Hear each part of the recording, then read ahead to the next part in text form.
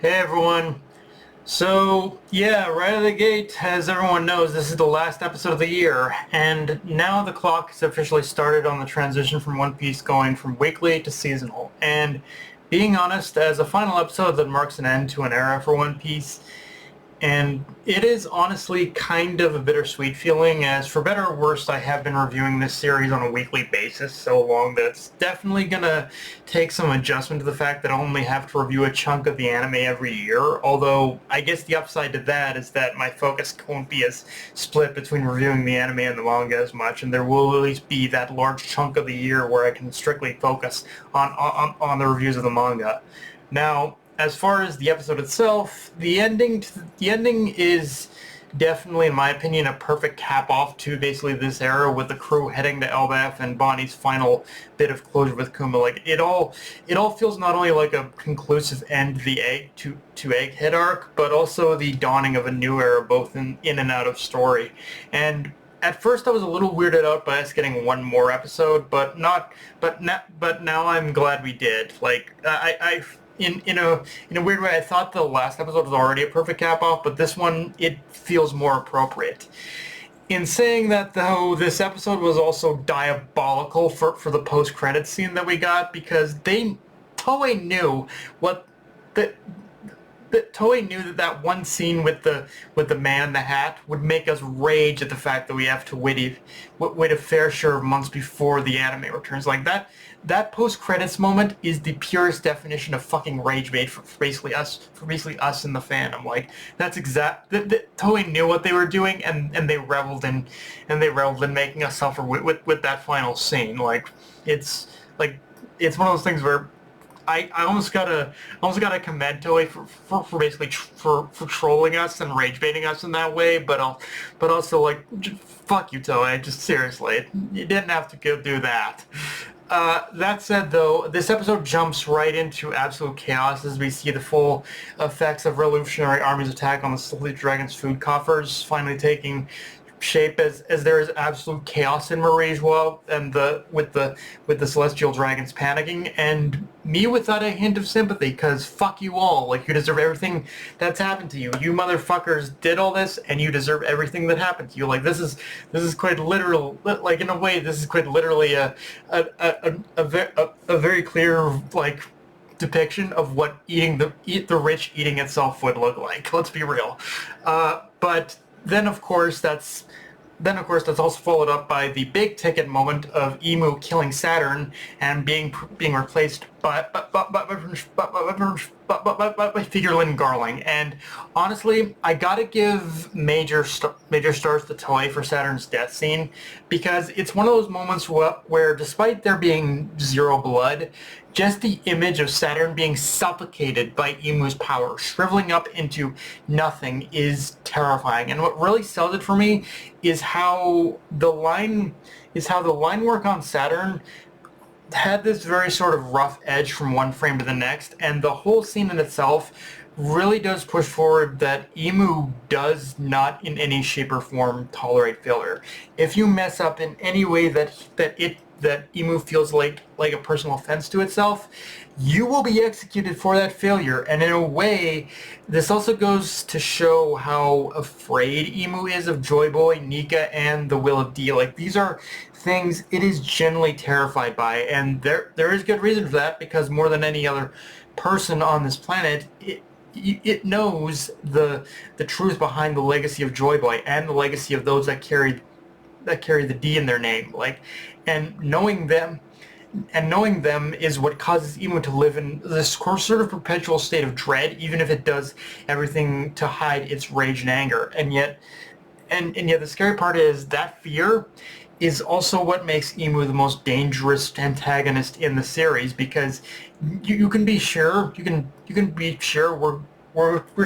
going to see Emu act even more unhinged beyond this point, to the point of maybe even getting more directly involved in events just so Joy Boy is wiped from this earth. It quite literally, like, this episode literally set the stage that yes, Joy Boy is pretty much the one thing Emu fears more than anything else, and that's both the reason to be the most afraid, yet the most afraid of Emu, yet also the reason why Emu itself is also the most afraid. And yeah, moving on from that though, if I did have maybe one thing to say at how I'd now now this episode now there is if I did say have any problem with this episode kind of plays around with the idea of Vegapunk being alive. That death for Vegapunk doesn't mean the same context for the context for the satellites as it does for others, and most of it again is used in the context of getting Luffy out of the emotional funk he's in. So in that regard, I don't have a problem with the others being alive, but the thing is, even though it doesn't say it outright, this episode is kind of tiptoeing around the possibility of the OG Vegapunk potentially being revived, like Stella as well, and that. And again, even though it's only a possibility, that is where I do have a little bit of a problem, because if this is in fact going to be the case, then yeah, I don't know how I'm gonna feel about that if the real Vegapunk actually gets revived, because the thing about it for me is Oda gave Vegapunk both an emotional story and just as emotional a send-off with him dying to curse the government and protect Bonnie and Kuma's stead. So so to kind of just revive him outright, no matter what form it takes, it's gonna no matter how it's done, it's gonna feel a little cheap. So again, even though it's only playing around with the idea, this is the one and only time I really wish the series would stick to its guns and keep Vegapunk dead. Like the satellites being alive, I'm okay with, but main Vegapunk, he kind of needs to stay dead for me. If he gets revived, it's, I don't know. Again, it's just gonna feel a little cheap, frankly. I hope it doesn't happen, but I'm kind of preparing myself for it to happen, frankly.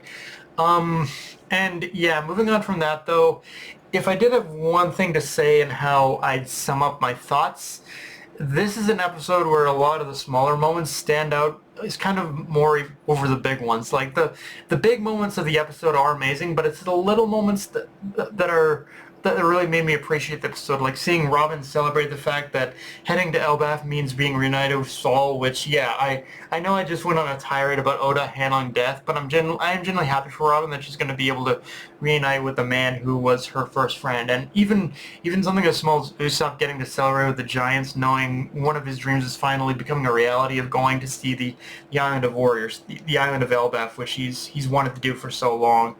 And one scene in particular, though, I really like is the scene with one small scene in particular I really liked in this episode, though, is the scene of Doberman and Saturn, where Doberman starts to question, sir, all that stuff that Vegapunk said, is it actually real?